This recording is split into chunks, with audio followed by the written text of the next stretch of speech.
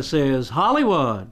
Your pal Matias Bombal with you, and we're taking a look at Relativity Media and Europa Corp's widescreen movie, already in release, The Family. The newest offering from the acclaimed director Luc Besson, who first got my attention in 1985 with his film Subway. This movie stars Robert De Niro and Michelle Pfeiffer, along with that mean blonde girl from the TV show Glee, Diana Argonne. In this movie, she shows off the same temperament as her TV character in that hit television show. Other critics have been harsh with this release, saying that it falls apart after the beginning, not knowing if it wishes to be a comedy or a violent mafia movie. It certainly is violent, with bloody mafia offings, but director Besson first disarms you not with gore, but with laughter, setting a humorous dark comedy feel that carries through to the end, somehow lessening the impact of the violence. De Niro's family in the story are part of the Cosa Nostra, but De Niro has turned in a family member to the FBI and is now hunted along with his wife, son, and daughter by his in-laws. The Witness Protection Program keeps moving the family from place to place in Europe, but everywhere they go, old habits die hard, or in this case, not at all.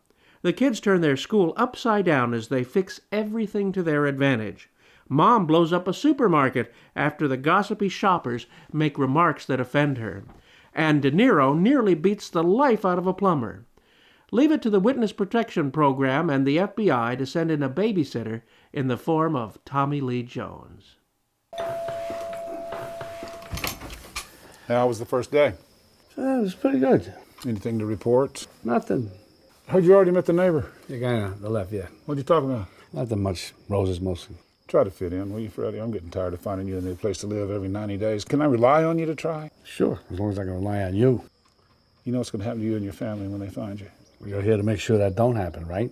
I mean, that's your job. Try not to make my job impossible. He doesn't try too hard, but he does what he can. Robert De Niro has made an indelible mark in the cinema. He can elevate the most banal story or enrich the finest film. I have to admit, I'd listen to him read the phone book. I think he's great in this. His presence speaks volumes, but if you really watch closely, on the surface, it appears that he does so little. Another mark of his greatness. So nice to see Miss Pfeiffer on the screen again, and she's marvelous. Here we drop in on a husband and wife chat. You all right? Nothing much. Just the prospect of packing up again and moving when they find out you killed the plumber. I didn't kill him. I took him to the hospital. Why'd you beat him to a pulp? He's the only plumber within a radius of 20 miles. But he disrespected us and he made you wait on him, honey. Jeez, honey, I survived. And you know, the guy was trying to rip me off, so put yourself in my shoes. Well, I definitely wouldn't have beat him up. I mean, who's going to fix the pipes now? Well, who's going to rebuild the supermarket that burned down the day we got here? Huh?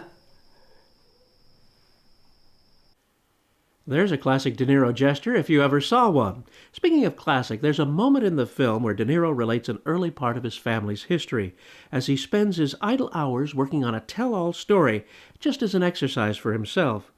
While he speaks of his family's beginnings, we see just a short 6-second flash of newsreel footage of a 1920s funeral. In that short time, I noticed that the pallbearers were most familiar. It was supposed to be De Niro's character's family, but in fact, the footage is of the actual New York funeral of silent screen star Rudolph Valentino. I thought it might be that, having seen this famous newsreel of 1926 a few times in the past. But when I saw MGM Lowe's Incorporated head Nicholas Skink and film star Douglas Fairbanks as pallbearers, I knew it for sure. This footage is in the library of the British Pathé, the famous newsreel company of the era of theatrical news short subjects.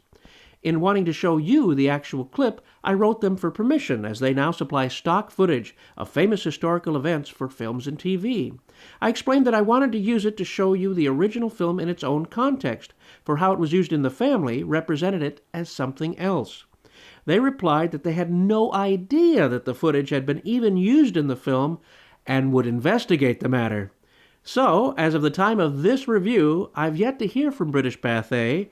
So, if you're curious about it, please look in the description of this YouTube video, underneath the video, and there you'll find a link where you may watch the entire Pathé newsreel of Valentino's 1926 funeral at Campbell's in New York on the British Pathé's own website. To close my thoughts about the family, the photography is fantastic for the widescreen format. This is a dark film, violent in the tradition of mob films with good performances from each of the players. For me, at least, very entertaining. This is your pal Matias Bombal bidding you a fond farewell.